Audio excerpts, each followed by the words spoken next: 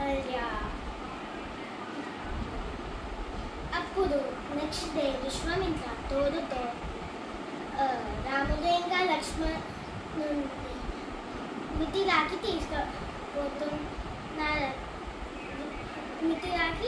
తీసుకుపోతుందంటే అప్పుడు వాళ్ళకి తెలిసింది కింగ్ జనక స్వయంవర వాళ్ళ డాటర్ సీతాకి చేస్తున్నారని తెలిసింది. ఆన్ ద వే రాముడికి ఒక బ్యూటిఫుల్ ఆశ్రమం కనిపించింది. ఆ ఆశ్రమం సేజ్ గౌతమ ఆశ్రమం అని చెప్పారు విశ్వామిత్ర. రాముడు అడిగితే విశ్వామిత్ర చెప్పారు. దాని తర్వాత ఒకప్పుడు వాళ్ళు మంచిగా ఉండేవాళ్ళు.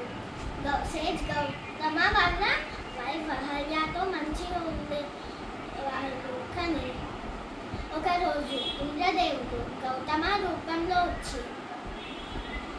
వస్తే అహల్య గుర్తు చేయకపోయింది. అందుకే అది గౌతమకి తెలిస్తే అహల్యకి శాపం ఇచ్చారు, నువ్వు రాయిలా మారిపోతావని.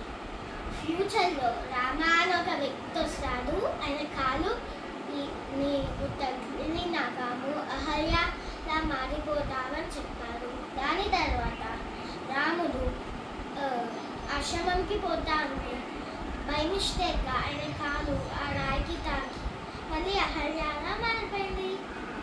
స్టోరీ అయిపోయింది friends. Keep watching our channel, Ganu Brothers. Please like, share and subscribe to our channel, Ganu Brothers. Bye bye friends. Please like, share and subscribe to our channel, Ganu Brothers.